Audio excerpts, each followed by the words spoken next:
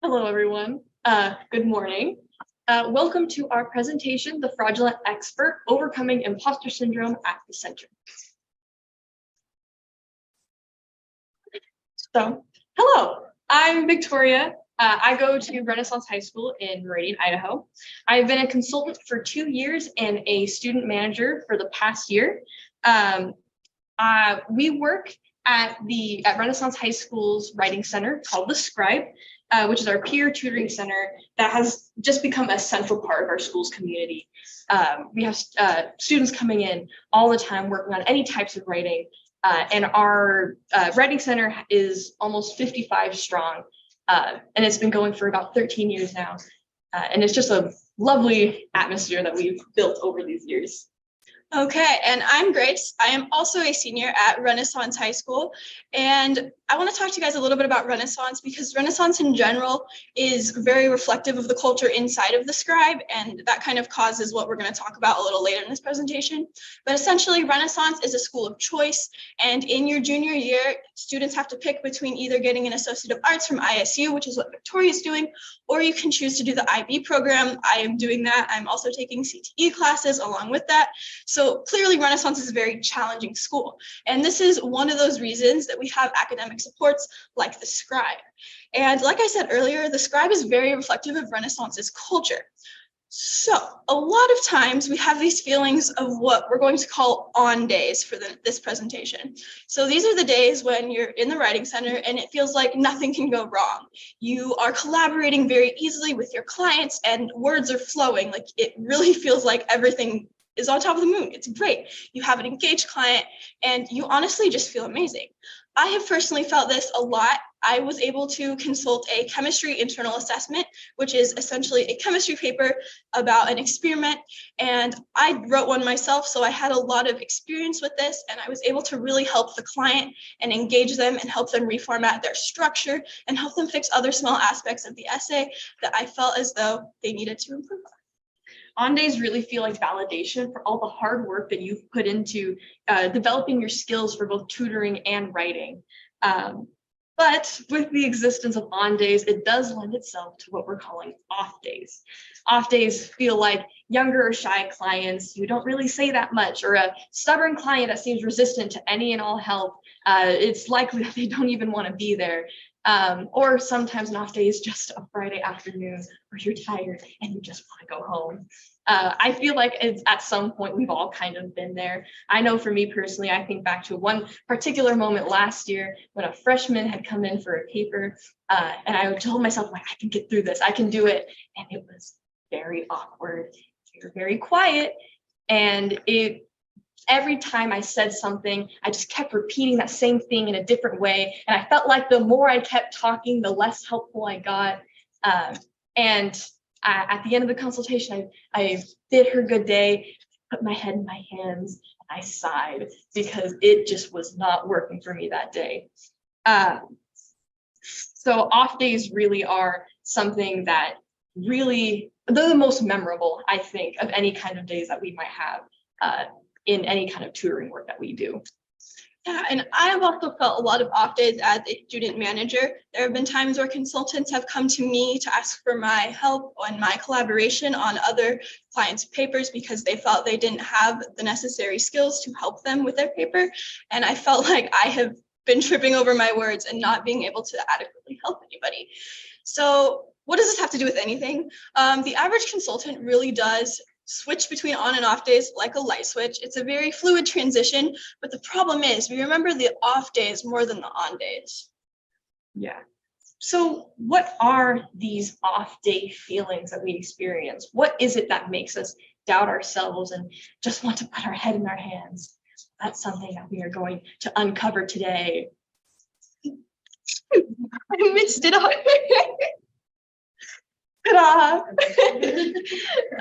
This is what psychologists call imposter syndrome. So how many of you have heard of imposter syndrome before? Yeah, see, that's a lot of you. And it's something that's recently come up in media and various types of discussions about mental health.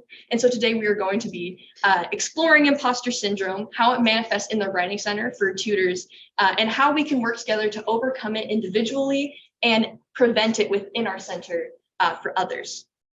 Okay, so I know many of you raised your hand and said that you have heard of imposter syndrome before, but first we're just kind of going to go back and look at the bare bones of imposter syndrome. So imposter syndrome, weren't you supposed to tell me? Okay. Imposter syndrome was first described by psychologists Suzanne Imes and Pauline Clance in 1978. They studied it among high-achieving women, describing imposter syndrome as an internal experience of intellectual phoniness. It was this phoniness that led to fraudulent feelings. These women didn't feel as though they were able to be in their place, and they attributed their success to luck rather than their actual high-achieving abilities. Modern-day psychologist Kristen Weir describes imposter syndrome as occurring among high achievers who are unable to internalize and accept their success. They often attribute their accomplishments to luck rather than ability and fear that others will eventually unmask them as a fraud. I want to especially highlight the unmasking them as a fraud because this really goes to the basis of imposter syndrome. You feel as though you have done nothing, not necessarily right, but you haven't done anything of your own hard work. Everything has been attributed to luck. So with that idea, we decided to read this wonderful article by a man named Benjamin Villarreal.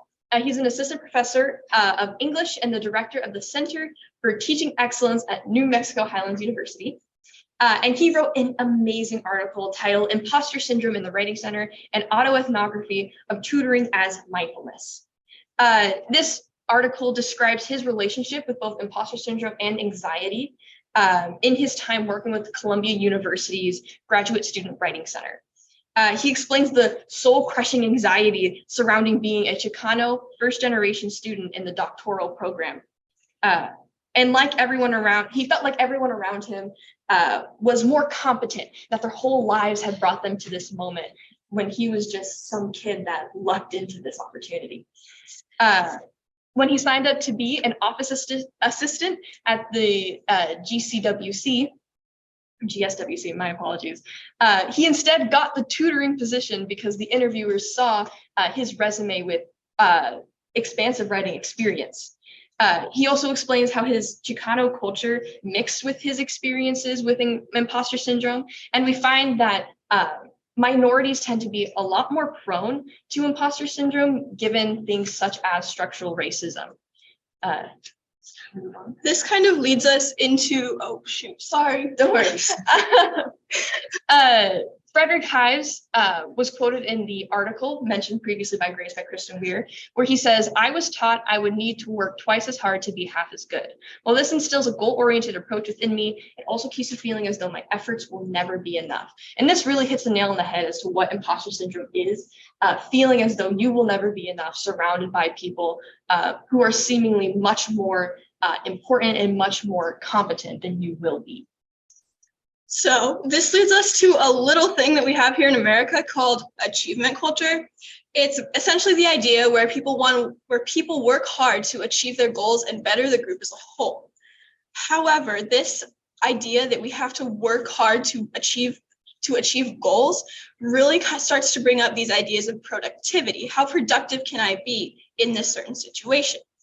This then leads to productivity standards, which a lot of directors might have in the Writing Center or general employers might have in the general labor force. So because of these standards, we may feel as though we have not met them and we have failed. As student managers in our Writing Center, we did kind of abuse a couple consultants and we interviewed them and we're like, so what are your thoughts on imposter syndrome and how to heal it and that sort of thing. So these are consultant words. I'm not going to read them all because it is a lot, but essentially a lot of these center on, have I succeeded or failed? Have I given you advice that's new or that's helpful? Have I truly been collaborating with you up to the skill level that you need me to be at?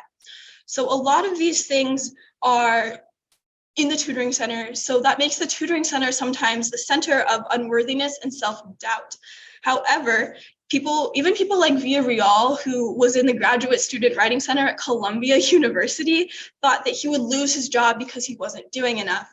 And I do know that several of our consultants have felt similarly, as though they were not collaborating enough with their clients and not being useful enough in their tutoring.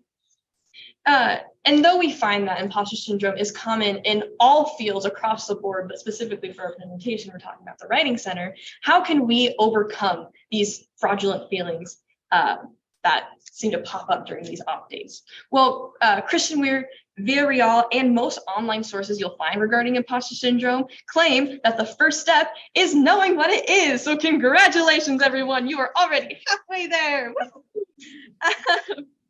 But since that is only half the battle, we also have a few more tips to help you overcome these feelings. So next, recognize how you're feeling and what's happening in reality. This is something that we call mindfulness. It's taking a step back, looking at the situation from as objective a perspective as you can get, and realizing that it's not the end of the world. It's not all crashing down on you in this moment. And one of our consultants actually touched on this when we interviewed him. He says the best way I handle it is by trying to think about it with a clear head, because I really only feel like I don't deserve things when I'm in a moody state or school is stressful. At the end of the day, I do get praise from other people. There's no way that it's all disingenuous. And this is something that kind of leads into our next piece of advice, which is accept the compliments when they come. As our consultant said, there's no way that it's all disingenuous. Even if you don't believe it in the moment, accept these compliments, because over time you will start to believe them. And next, remember, nobody is judging you all the time but yourself.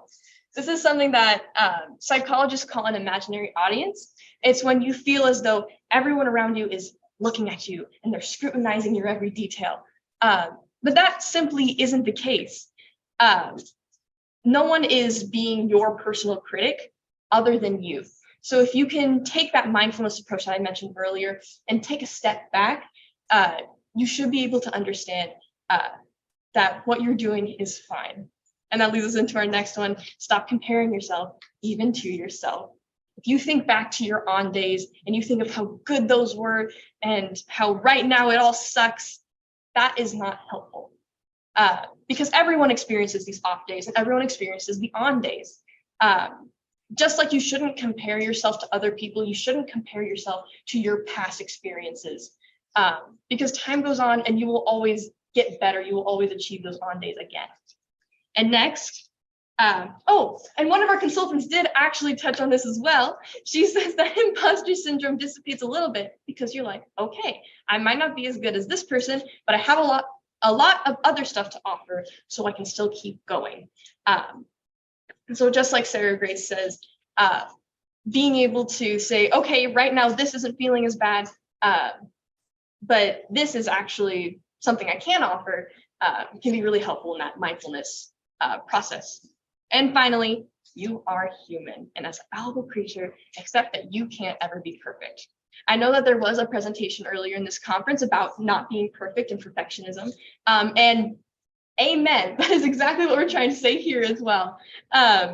Because again, that mindfulness approach, that stepping back helps you realize that you as a human being can't be perfect. Therefore, overcoming these fraudulent feelings can become a lot easier. And while we most definitely can overcome imposter syndrome, the much easier thing to do would be to prevent it in the first place, because if we don't have it, then we don't have to overcome it. But I want to first emphasize that preventing imposter syndrome is not just an individual thing like overcoming it is. It is much of a group thing. Like, we have to be able to cultivate a positive learning environment and allow space to make mistakes. If we can't have an environment like this, everyone's going to have imposter syndrome. No one is going to feel as though they truly belong. We also need to make sure that we help others understand that everyone is learning together. Tutoring and mentoring and collaborating is a learning process for everyone. Everyone is learning something in every tutoring session that they do, even the tutors. And I think this last one is extremely important, because I became a writing center consultant because I knew that I was good at writing. So on those off days that I have in the center, I really feel like I need to take a step back and be like, okay, I know how to write. I may feel like I don't know how to consult and tutor right now, but I do know I know how to write. So there is a starting point somewhere. And I think this really helps you take a step back and helps you calm down and realize that you actually can do things, and you're not everything is attributed merely to luck. You have worked hard to get where you are. And I think the most important thing here is to set goals and not expectations. You might be trying to reach for the moon, but barely getting out of Earth's atmosphere. In that context, the moon is not a realistic goal. Maybe we set the goal to get out of the atmosphere instead, because then it's a little more realistic and we feel like we can actually accomplish it rather than trying to reach these high expectations that we feel like we're never going to be able to reach. Yes. And so to end this all off, at the end of the day, we're saying that while the tutoring center can be the center of some unworthiness in our consultants, we can together can make it the center of growth. Really, if we work together as a collective to help dissipate those imposter syndrome feelings within our centers, everyone will benefit. We do hope that when clients come in, they leave feeling confident in their writing, but we also hope the same for our consultants and for anyone else who may utilize our center. So to finish off, this quote from Villarreal in his article really rounds out what we're trying to say. And despite my own imposter syndrome, my work for the Graduate Student Writing Center became a space that affirmed my own belonging. By working mindfully with other writers, I could see them grow as scholars, which affirmed for me that I did indeed belong there among them. Thank you. Does anybody have any questions? Because we do have like 3 minutes. Yeah, exactly. And people who are on Zoom, if you'd like to either unmute yourselves to ask your question, or you can add them in the chat. We definitely have 2 minutes. I don't have a question, but I just wanted to say that presentation is so amazing, and I think a lot of us need to hear that. That's very sweet. Well, you're welcome. There were a lot of people curious. Yeah. I think that's something that we really set out when we were making this presentation. It was something that we both realized we felt, and we were like, oh my God, I think everyone else feels this too. And like I've mentioned, imposter syndrome is something that's come up a lot in media, but it's not so much talked about in the specific subject of the Writing Center, where we are inevitably in a position of power, no matter how you look at mentoring. So we thought this presentation would be fun to do. I do have a question real quick. I was just curious, now that you guys have your knowledge on imposter syndrome, how do you think that you can utilize this in your position as consultants with your clients who might also feel this way? Yeah, I can start. I think reassurance is probably one of the best things you can do. Really going back to that, there is a bigger picture. We get so focused on the small things and the small imperfect things. We don't get focused on the small perfect things. It's the small imperfect things that really make us feel like, wait, I can't actually do this. And being able to take a step back and look at the whole picture, and going back to my example of writing and consulting, I can write. I know I can write. I've been writing for years. And sometimes it's the consulting that I doubt more than the actual writing itself. And so you can use that the same way with clients, being like, you know how to write. I'm merely a collaboration tool here to help you advance your writing. We need to be our own collaborators. We need to be our own consultants sometimes.